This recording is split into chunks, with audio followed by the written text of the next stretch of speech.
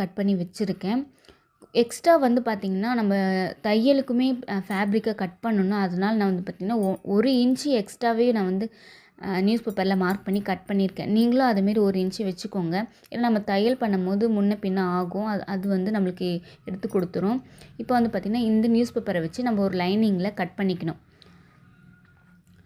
இப்போ லைனிங்கில் இதே மாதிரி நீங்கள் வந்து இந்த நியூஸ் பேப்பர் மேலே போட்டு நீங்கள் கட் பண்ணிவிட்டு எடுத்துக்கோங்க.